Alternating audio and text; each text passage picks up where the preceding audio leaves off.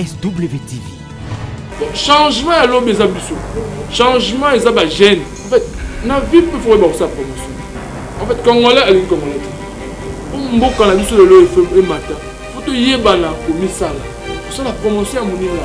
Vous avez un petit mal de counia moninga te poisson matin. Faut la moninga. SWTV ya bilenge pona bilenge yako. Bonjour et bienvenue sur SWTV Congo ya bilenge. Chaîne Nabino Moko et information vraie sur la situation de la jeunesse congolaise et ce qui est la découverte il y a bilenge au wapi bazo contribuer pour le développement de la République démocratique du Congo nengo lelo to memeli bino mona mboka moko na kombo ya Beni Moucheni. Bonjour Beni Moucheni. Bonjour Ndeko. Beni Moucheni azali responsable, azali coordonnateur ya fondation Oezo Porte Kombo nae na kombo ya fondation Beni Moucheni.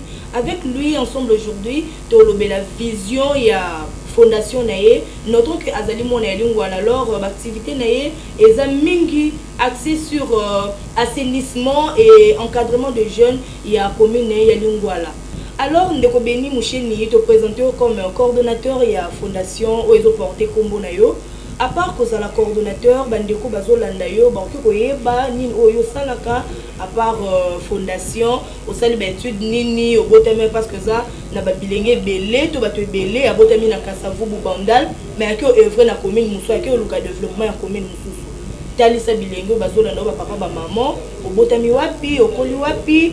Et au tangi wapi au salarié na vie à part cause à la coordonnateur na kombo Beni Moucheni kando lobi coordonnateur ya fondation Beni Moucheni na botami na commune ya Lingwala na avenue Bassan Koussou numéro 234 na bandi ba école maternelle na kaka na Lingwala na complexe scolaire Kanza maternelle qui tu as vraiment ba yebi oui ba teme ba na classe na bazali na rotanga ko misusu dans la classe maternelle Bazali, tout le complexe scolaire Kanza, Zakana Kato, école Les Koufa et comme église tabernacle. Donc, l'école Bazali, on peut se renseigner, Mikanda Nangai, on peut archiver Bazali. L'école primaire Nangai, on peut la Kanza. Le complexe scolaire Kanza, un temps, on a Kiwana, on a temps en Lisanga, Bokeleali. Dans la classe Nangai, Bazola Nangai, il va témoigner. Tant que premier CEO, on a deuxième CEO, puis il y a une ça, une école Béré et Mamou Langi. Donc on a ça donc na salle de bébé na lingua là, au battre badoisa balon na bayebi, na encadrer ba jeune, na banyo na wacha muke, na j'ai 12 ans. Nous avons une équipe, nous avons président équipe comme nous avons Beni Sport. Il y a même de mes joueurs au lelo, par moi grand joueur. Entre autres, moi quand à la manière Malignon, Kidoda, avec à neuf, a même bité à la foot. Joueur en soit il y a qui miko à vous témoigner joueur en gagne wana kidoda o ya bimi pamba joueur en gagne à part qu'on encadrer ba joueur en cadre ba musicien ti lelo donc encadrement eza vraiment makila ya makila na banyango lelo te ya la bandaki on azangi na acha muke papa la maman bazo silika tout donc et ba moni ke na koli ba moni ke non wa moi na biso ki moi makila donc la banyango na acha muke la banane équipe polo à PMB ou de gros polo à PMB. Oui, ba gorgeon, na ba certificat équipe na nous a na C à gorgeon. Puis ba jouer na ba koli ba poussani muke ti ya comme mikolo. Na zolo ka n'écoute ba moyen pour comment ce qu'on est affilié na Fekofa na betsa en division.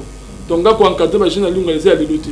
Ba jeune ya basi ya mibal les a leloté. Soko kiti na lingo wala o micro bilenge tout.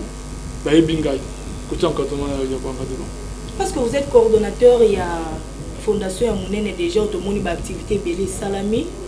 Nous ne pensons pas que vous êtes chômeur. Et ça n'est pas ça la réseau Sungayo peut-être. Nous avons un jeune entrepreneur. Nous avons un jeune entrepreneur, la Bundara, de gauche à droite, par-ci par-là. Pour nous faire vivre la fondation, ils ont l'arrêté. Ils ont l'arrêté, ils ont volonté d'abord. Volonté d'abord de ça que. Mais l'argent accompagne. Oui, l'argent, oui. Mais on évolue avec la contribution à Bamasta. Fondation Zara Ngamote, Fondation Beni Moucheni Zali Kanisi. Il y a des jeunes, il y a des gens qui sont banda. Bah que non, moi Mboka, nous avons l'idée na biso, tout ça est là qu'on a biso, pour tout ça que ça va idée, pour na biso bilenge peut participer à le développement de la commune na biso. Et non, ça va gagner ba bilenge à chaque fois qu'il y a un problème dans notre commune, batalaka oh ba konza Mboka telanga non, il y a un bilenge, tu vas na gina bango, babi non, tout ça est là qu'on a biso pour la bonne lingua là. Yonde suko za mulobeli na biso donc bana babilenge lingwa bazunga na la porte parole na bango ya kolobeli la bango c'est un peu ça Pourquoi pas seulement que tu as ta lingua la télé, ma ta debout lingua la ta lingua la ce qui kende liboso, ozu kombo na yo kaka Béni Moucheni tie. Moni teke e abord na yo moko. Non, samba bilingue musu fondation ngwa zalata. Na banda be mo ba équipe na ngazala kombo ya Béni. Équipe na ngazala kombo na Béni Sport. Béni la kisima pamboli. Quand dit fondation Béni Moucheni donc fondation et donc la kisike ma pamboli pour la lingua la. Tu pour na ma pamboli la lingua la. Mais kombo na yo ndezo poser problème ba jeune ebele ba lobité. Fala ta kombo na aider. Non, en fait. Tout ça qui est assemblé là, tout ça qui est assemblé, tu peux poser par combo. Mingi babi non, ça pose pas de problème. Tout ça combo là. Donc voilà, on a un dictateur, on a un coordonnateur, on a un président. Parce que pour nous qui appelle ça baninga, te yonde wana combo to dingi combo. C'est un peu ça. C'est que non, on a yeka kabu, maman combo non. Ça bilingue entre nous, équipe, tout, babi non, ça pose pas de problème. Tu peux son combo fondation Béni Moucheni. Comme déjà tu as déjà vu le rebelle dans combo na yo. Tu continuer à fondation sur combo Béni Moucheni. C'est un peu ça. Alors fondation Béni Moucheni, ils ont existé depuis combien de temps? Fondation Béni Moucheni, c'est ça qui est sorti officiel il y a cela une semaine. Mais voilà ça qui est sorti officiel. Mais tout ça qui coexistait dans l'informel. Tu as dans l'informel il y a longtemps. Mais officiellement, il y a cela une semaine de tout ça qui est sorti officiel la fondation Béni Moucheni. Dans l'informel, ils ont combien de temps? Dans l'informel, tu vas dire on a besoin là. Quand j'avais 12 ans. Donc depuis 12 ans. Depuis 12 ans, on a encadré Babilengue à commune ya lingua. Ceux qui même dans ma micro, on a l'action avenue, on a avenue. Là, c'est nous encadré ba jeune. On a encadré ba jeune à avenue à Balabala. Équipe n'a pas de entraînement à Mbom. Il y avait un terrain là. Surtout que même le va jouer dans bazar. Tout ça entraînement à Mbom, tout ça mettre à balle là-bas. Moins ka ba coutou des amoureux donc équipe n'a mingi zaka na lingua. Avant tout que na ba terrain ba libanda. Donc mingi vi na na passer na lingua. Université na lingua là. Première na lingua na bossa ngolo bakena na sisa na IPC na économie donc na lingua donc vi na nga mingi na passion na lingua donc na tangi na botami nyoso na lingua au moins un peu ba IPC na IPC na lingua la ba kilasi na nga bazali bazula na ba témoigner bana kin bozolanda biso de partout à travers le monde bana lingua la bozolanda wana ezali ndeko na bino Béni Moucheni. Alors Béni Moucheni a olobi que oza natif ya commune ya lingua la okoli kuna donc tu comprends déjà que Oyebi milieu on a très bien. Alors, bimisi la biso ba qualité na ba défaut ya commune na yo. Lingua la ba tala ezali na encadrement zati. Donc gala ba moyen ya muke na mikanko encadrer bilingue. Encadrement zati comment parce que tout le monde a route na kwa wana ya lingua la wana ba tambongo bazami tout le monde qui est intellectuel pe bazali parce que les parents sont na mbongo d'office mo na fatanga. Non mais encadrement zara na kela c'était kuna. Encadrement dans l'église, dans l'association, oui, mais biso pe na association na biso. Nous sommes encadrés bilingue, dans la conférence côté à bilingue, côté à badinga ke kulu neza mabe. A zo sala kulu na vino après 2 ans yozani. Côté à bilingue à basi. A zo sala mobulu ya kimwasi vino après 2 ans, 3 ans ko bota vino ozandeni. Donc côté ya ka bilingue mingi ya basi, ya mibali ko sala d'abord kulu na neza mabe, faut ko luka. Et l'engé faut luka autant qu'il a pour le bio de la moto. Ndeko moi si faut kotanga ko que le métier. Mingi to ka to ga dans le métier. Net babilenga basi. Tout ça qui sensibilisation à bilingue. Tout ça journaliste na bango. Au moment opportun to offrir na bilingue ya basi ya lingua ko bakanga basu ki ba mesh. Pour permettre bango ko sala na capitale pour ko sala autonome. Et ça dit que non bilingue na biso za na ba mubulu tout ça là non. Mbongo wana o elenge mo sa ko te ka mesh et ko sala été autonome. Bilingue Mibali, tout ça on a plusieurs activités. Il y a des musiciens qui doivent soutenir, il y a des joueurs qui doivent soutenir, tu dois soutenir le secteur. Par exemple, Maëlle, tu me mets une formation. Oh, Ibale, tu me mets une formation. On a besoin en exécution pour l'instant. En exécution pour l'instant, tu dois organiser la formation, tu dois encadrer les musiciens, tu dois encadrer les joueurs. Pour l'instant, moi. Dans le moyen de malembe, tu dois back ça blonde. Parce que Béni Moucheni, la fondation Béni Moucheni projette des activités d'assainissement et d'encadrement des jeunes de la commune de Lingouala. Mais côté la Lingouala, les a vraiment salité militaire. Mingi na zoka te tuna minganga. Pourquoi minganga zo bela makasi? Munganga ibsanga environnement les santé. Et munganga ibsanga bonga notara, ça si ya noter. Na curieux mingi. Na ko tuna mingi, na ko observer pour na tanga pe que là c'est gestion des projets. Mingi la gestion des projets attendre ça biso avant d'élaborer un projet, faut étudier le milieu. Faut étudier les bénéficiaires. Mingi fondation bénéficiaire na biso ça ba habitat Lingouala ba na Lingouala. Donc na migaki ko mona ba bilenge. Ko yeba souci na bango za nini. souci na bango zanini mingi avant tout ça mon bébé les fonds environnement ils ala bien ce qui environnement ils a bientôt za makasité environnement ils a bientôt za makasité faut environnement d'abord ils ala bientôt assainir tout ça là assainissement tout bon ça va niveau tout bon ça place aux vendre ce que ça l'union soana lingole comme bupeto lingole comme bien ba bandobela sous-té ba maladie ba typhoïde donc on a activité tout ça on a fait une opération une école une poubelle OK na ba école côté ya bana qui la signon sur la lingwala tu peux se bango poubelle tout té bango que non environnement faut ça la scène autant bien pour ça la mail ce qu'environnement ça bien ti maman ngai il ça nga en classe de solo ezali donc moi on a ba zéro vous avez pas ça ba zéro ne uti té ça qu'environnement ça bien té moi ça va foka nga zolo faut boy zomona et on peut l'homme zo bon bana qui la c'est moi je échoué par exemple bête pas non faut que nous goye ba c'est pas seulement autant environnement ça scène faut ba nyos donc surtout on dit environnement ils a facteur important dans la biso environnement ils ont accompagné pour vie mobimba partout na bureau na église na ndaku na avenue partout environnement et on biso de ça qui étude ya milieu commune ya lingwala tout ba qui le cause important mingi les environnement les environnement tout temps ba quartier mingi tout ça là tout bandaki kutu déjà tout bandi ko sala malembe ya ngoto la salle opération lingwala bopeto et on salama chaque samedi de 8h à 12h. Donc ça l'appel na ba ONG ou s'occupe aussi na assainissement. Oui, yangoana tu ba ina mwa na biso. Sangana te bo sangana pour na bossa la force. Oui, biso za tout ça boka ko fongwama. Tout ça boka ko fongwama oyo bana lingwala bazo na biso na ba diaspora ba konzi bazo na biso tout ça ouvert. Pour kolinga à soutenir Fondation Béni Mouchen soit à accompagner l'activité na action na biso tout ça ouvert.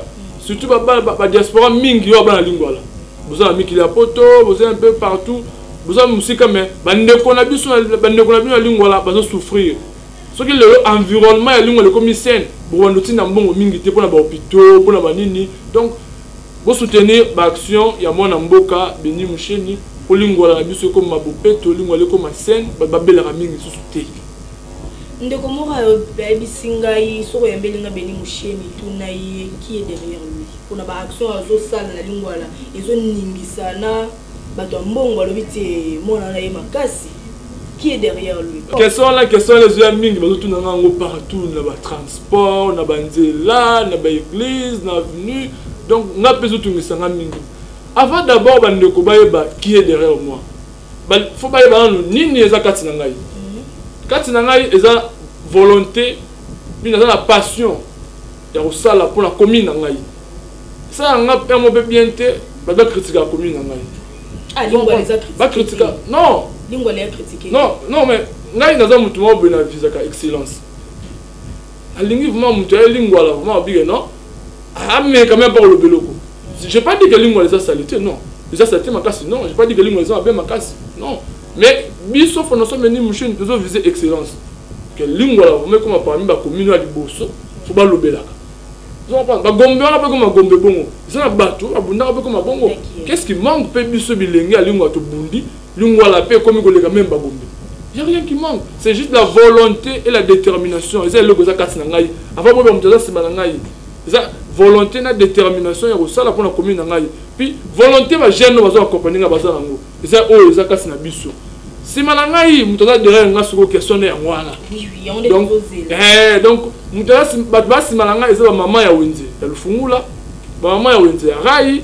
ba maman ya wenze ya terra commet ba maman na nga wana kana kendaka mingi na wenze kosuma biloko pona ya kolia mingi maman na nga balela ngai ah mwana biso yo nde mutu okendaka makilasi sokutana ba osuma micro ya liboso fo lobelaka biso tala wenze place ozoteka ndenge ezali maman na nga yebisa ngai déjà soki wenze place baoteka biso bilo ya kolia eza salite elakisi ke tozo jama maladi mongo ozoyela biso na bandako yango wana bamama bayebisi nga mwana biso topamboli yo kende liboso nango bacontribution biso mike mike ya wenze tokosala poids oui bamama na nga basoutenir ngai bamala nga baotika ngati bamala nga bawenze baotika ngati ya lingwala ebeliyo nga sa mo lingwala botami na lingwala ko na lingwala leka ba vena so lingwala nakenda ko sumba biloko na wenze nga moko na Jonathan Loata tukenda to sumba biloko yenda lamba ka tulie nakenda na ba wenze bamala nga ba donc so to compter ba leader des jeunes na lingwala Béni Moucheni oui naza parmi ba jeunes leaders ya commune na lingwala ezate ko zala orgueil non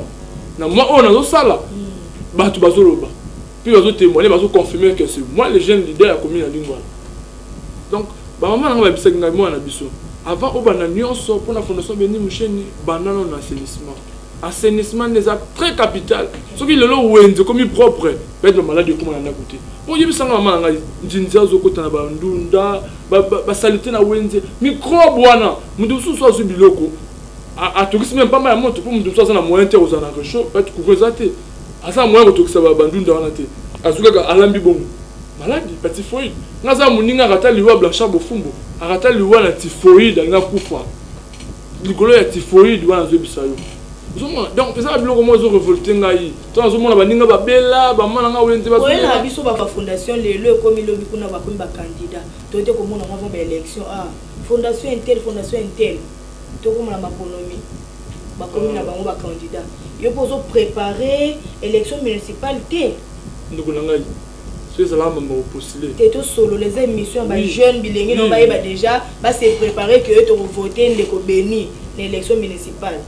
C'est ça là que ngai za ko postuler ba bala nanga ba yebi bande ko na tangi na bango na IPC bande ko na tangi na bango na Kanza bande ko na tangi na bango na Lisanga bande ko ba to kolina bango ba yebi motema nini o Béni Moucheni azalaka nango pour na bato ngai za lilote za kala banda bomwana. J'ai un cœur pour servir les autres. Vous comprenez? Puis il faut tout le monde la mentalité pour le bagnon pour ça qu'elle vous a candidat. Non, faut le monde pas na muntu. Faut tout changer mentalité wana. Et ça quand que moni fondation moko bazo sala musala. Que bango so bazo na ba non mais oui maman. Maman ngai. Na politique. Yo kana ebisa yo. Balobe le komoko ke muyaka moko finisa ba yakanyonso. Il a que c'était que ceux qui va ndeke musu basala bongo, boule to on peut fondation Béni Moucheni. Non. Biso il y a souci, il y a changement, il y a commune ya Lingwala, puis il y a ville ya Kinshasa. To baino na commune ya Lingwala, po fondation Béni Moucheni, ils ont mingi ba membre fondateur, ils ont ba jeune ya Lingwala. Donc to baino on va parler en français, la charité bien ordonnée commence par soi-même. Et on te préférer dans to bana na Lingwala. Malembe deuxième commune beaucoup ciblé. Deuxième commune Gombe. Pourquoi Gombe? Parce que zone qui n'est pas problème, tout le monde a son bout les bêtes. Zone qui est la troisième commune. Maman, il faut comprendre que les préférences, il y a nous, la commune à Kin avant que Gombe, parce que Gombe, vraiment, tout le monde a problème. Merci Mingi pour la proposition. Pour tout ça, il y a plateau bilingue, tout le monde a proposition. Oui, maman, biso nous a ouvert pour notre proposition. Tout ça dans la place na biso tout ça c'est le moment que moi la ligne on soit comme ma proposition en papier. Et ça moi a 10 ans. Comment proposition en papier la fondation Béni Moucheni. Donc ça la proposition nyonso. Et ba maman ya ba koko tout ça nyonso. Wa yo wana na CP na on a quand on a mutu.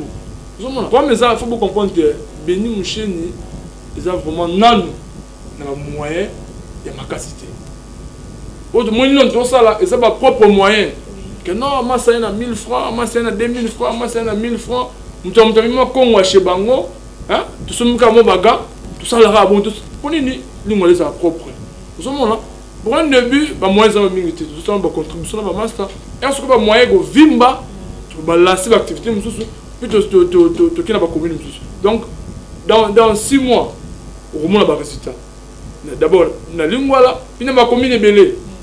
La fondation Béni Moucheni n'a pas commune tout dans 6 mois, je vous dis. Sur le plateau d'Ozana Ndeko Béni Moucheni, tu rappelles bien encore Azali coordonnateur et la fondation Béni Moucheni au Wapi. Azo contribué au développement et à commune ya Lingwala Nanu. Alors bi ba commune mususu ya Sima, abandonné na commune o Botier, o Ebimisie, développement ya mboka na biso eza bilenge. Eza ba mpakate loto mona bango ba okende ba okufa ba otika biso. Alors biso moko to longola nanu ba conflit autour nango ezanga tina to sangana pour le développement ya mboka na biso ndeko Béni Moucheni yeyo alobi maboko za kufungwama maboko za kufungwa ata ba jeune njili ate ngiringiri bo contacter au pesa numéro na suka bo sangana vraiment na sentir vraiment posa wana volonté wana détermination wana ya ko faire avancer les choses ya développer mboka na Congo. Alors ndeko na biso na makambo no sto sala poe. Ok, que sa société dans hôtel de ville pour et accompagner. Je peux pas balider au PC. Pour les gens bandelier, tous gens bandelier gouverneur et na banda action na. D'où ko profiter ko kota mbala moko pour na ngai makamu na sala avant la sala, faut consulter équipe na ngai. Faut consulter base. Donc base nangeza ba jeune lingua là. Avec l'appui hôtel de ville. Non, avant on a le hôtel de ville. Fona zongati. Na mona ba bilengi. Na mona bango ba ndeko na ngai, na kutana kina na ndeko na nga moko, proposant que pour ba action et que ndembangu, na mona hôtel de ville. Na yo kama kanise baninga. Vous savez que non, oh béni, to kana ki boité, yo comme ça ben non. Na lingi transparence, na mamna tout ça là pour tout que musika. Jamais na cause na zo ba décision tenga moko. Même avant la ya ou en émission na yo, ça ba jeune na nga lingwa to vanda ki ba bi non oui, émission on les a très suivi. Émission on les a la promotion ba jeune et ça donc émission bien réputée. Ils avaient le droit à émission monsieur soutien ba média en ligne donc faut qu'il n'ait kuna. On les a émission mon que fulaka et fula fondation na biso ba ça la promotion ya bilengi yango ba ndeko abi que non oui qui n'est émission. Bilo mususu pe na promotion na proposer ba boya. Que non émission non kendete. On a ça ba boya. Donc tout travailler na ba master. Avant ça l'on a constaté base pour les abajens dans la lingua là. Soit oui, ma connaissance maman ils ont comme hôtel de ville non kindi. Donc c'est un peu ça. Merci moi message ou assainissement vous avez projeté l'activité tout banina après opération lingua la bopeto tout ça la deuxième activité tout donner une école une poubelle. Tout qu'il y a une école tout il y a commune la lingua là. Déjà tu remettre bango ba poubelle. Puis à part remettre dans la poubelle, tu remettre sur l'environnement. Tu remettre dans l'école, tu remettre élèves, donc tu l'obéis, tu peux l'environnement, comprendre, puis tu remettre la poubelle à chaque classe. À part voilà, tout ça opération encore lingua la muinda. Donc lingua la muinda, il y a que c'est que avenue au mine des athées, tu remettre en poule. La direction a miné no mourir les a, tu remettre la projecteur à miner. Voilà quand on a moyen, la biso a bilingue la fondation Béni Moucheni. Combien na biso comme à part comme propre et puis la muinda. Donc comme la lingua la muinda, donc vous voyez la lingua le aussi même ton la butu au monde. Lingua les ala déjà bien suko na fondation Béni Moucheni ngazo monde azo linga e koma bébé so e koma ndenge. Au monde on a biso maman ils a défi te lancer.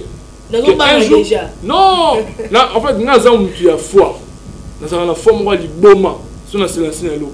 Même mes parents n'ont pas dit yo moi non il m'a comme minene banda bo moi nga nga so se na loko na se lancer na rondi maman wa liboma donc la banque elle est remontée donc na mikolo zolanda na lingi va un jour ba lobela pe biso na que non ba to ba sala pe ne pour lingua et comment développer les fondation Béni Moucheni na fondation Béni Moucheni et ça pour lingua na biso comme bongo après opération lingua la minda tout ça opération ya ba maman ya ba bilingi ya commune lingua là pour remettre bango ba mèche pour permettre bango ba comme un peu autonome ba bilinga ça ba so ba kanga ba mèche souvent so ko kanga mèche vraiment la mèche ba tunaka ba cliente ba tunaka mingi na so ma nini mèche nini na place ko ta ina so ma kuna da ya ko tseli na so mo se lingua là mbongo ya mèche na mbongo ya suki donc ba mèche ezada sur place oui d'ici là to benga bino ba zo bilili en fait tout ça ma kokite européen ça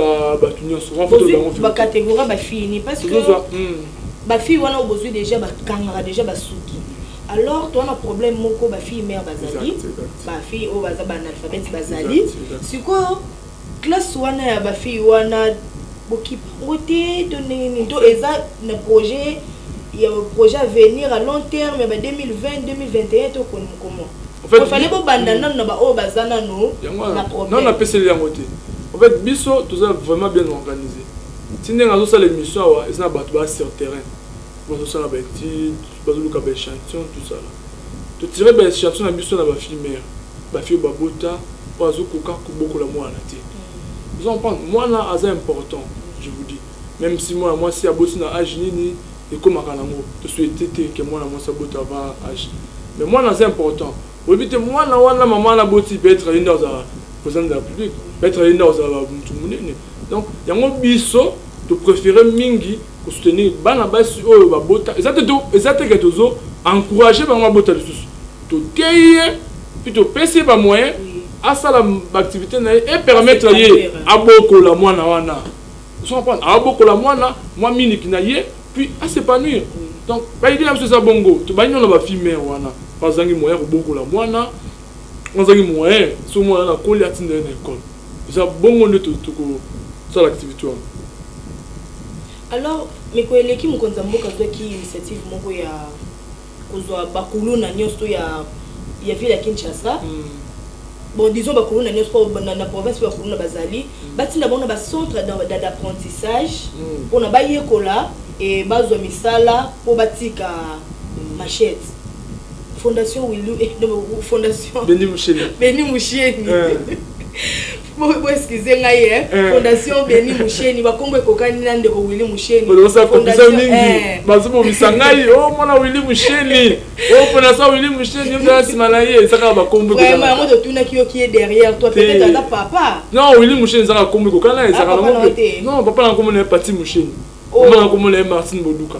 To quand tu es qui mona Willy Moucheni, or que tu es mona ya ndeko Pati Moucheni. Bote na papa, bote le biso leader ya makasi ya commune ya Lingwala. Alors initiative wana oya mukonza mboka boyi ko accompagner yango te. Maman na ngaki na bisayo. Nanza kuna ba démarche. Non c'est le gouverneur a prêté serment avant de se makam. Na zalaki na banaki déjà ba démarche ba consultation. Oui. En fait, na banaki déjà consultation. Na banaki consultation azo mona bilenge noté ya bango. J'étais quand on encourager bango. Que vous continuez ka non, na TIE. Na bisa ke mbalasima so continuer ba kangayo. Na moko na ko kende vraiment na ko funda. Pour la pekis na TIE kyo. So na TIE la kisi ke non, otika puis to me mayo to orienté yo.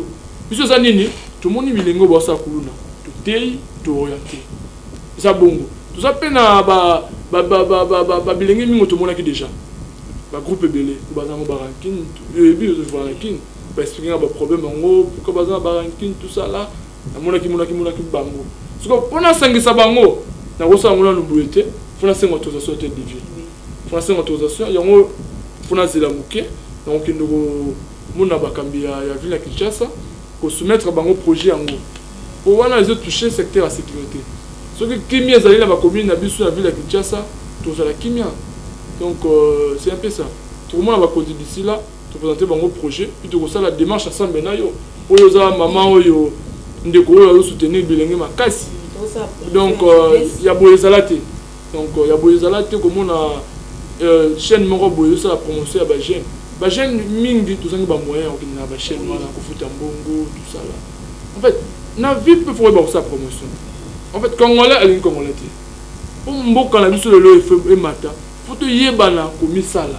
Ça la promotion ya muninga. Ko ça na mutema likuni ya muninga te pozo mata. Fula muninga. Ba moni chaîne no yebo. Ba fula ngo. Ba za na likuni te ke poni ni yeba jeune non. Bon, changement ya lobe za biso. Changement eza ba jeune. Ba mboka ebele so tena ba France tout ça là. Changement za ki ba jeune. Ba jeune ba telemina ki mambo changer. Changement za awa biso bilenge. Biso tout ça na ba énergie. Yango wana na zo te ya bandeko na bilenge. Ba za la kaka te ba téléspectateurs. Non, biso bilingi faut comme bactère il y a changement. Les hommes ça la biso tout ça la Fondation Beni Moucheni, il faut conscientiser ba jeune. Il y a comme bactère pour le développement en beaucoup la biso. Merci beaucoup to comme na biso presque na soka mais la carte ça va projet na yo moni ba activité récréative. Vous voyez au monde na ba kwa mususu oza pona mona alwa ndeti ndeko mona commune ya Bumbu atelaki ba kuluna ya Bumbu bazo kanate ya Selemba bazo kanate na ya Bumbu wana abeti saka bango bali.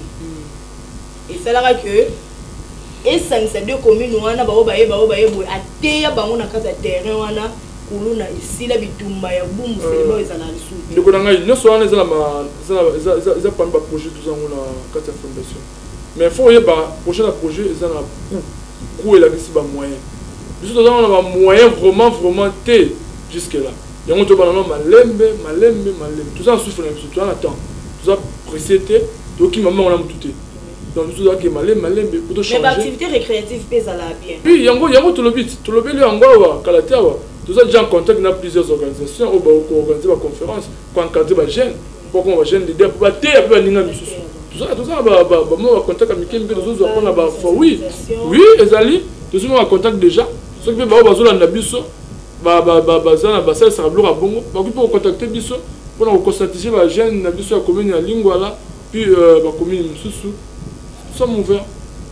Merci beaucoup na bandeko nyonso bozwa ki liba ko Rolanda biso to yambela ki bino ndeko Beni Musheni wazali coordonnateur ya fondation Beni Musheni to comme na suka apesa biso mot de la fin na ye contact na ye esika nini moto ko zuela ye et puis ko senga bandeko o bazolanda biso soutien pour na avancement ya œuvre na ye ndeko Beni Musheni na sengi na bandeko na ngai o bazana ba diaspora na diaspora na bamboka libanda mingi bana lingwala ba ko soutenir likanisi ya mwana bango ya ndeko na bango ya commune ya lingwala o ya zui na ensemble na bandeko misusu pour le développement ya commune na biso soki le commune na biso ebongi ekomi bopeto ekomi mwinda ba bilenge na biso ekomi encadré et ko sala pe fierté ya bandeko na biso bazana diaspora na sengi pe na ba konzi ya mboka o bazola na biso ba pe ko soutenir ba organisation o gérera ba jeune ba peut ko soutenir makanisi ya bilenge o tozango pour l'avancement ya commune ya Lingwala puis ya ville ya Kinshasa. Numéro na ngai ezali 081 720 47 90. Siège na biso ezali na numéro na ngai ezali 081 plus 243 81 720 47 90. Siège na biso ezali na commune ya Lingwala na quartier Pakajuma avenue Mbomu numéro 271. Une fois de plus, merci Naba Ndekonos Bolandi Bisso du début à la fin. Topi Sibino encore merci. Mon anime Balasima. Bye bye. SWTV. Ya bilenge, pe pona bilenge ya Congo.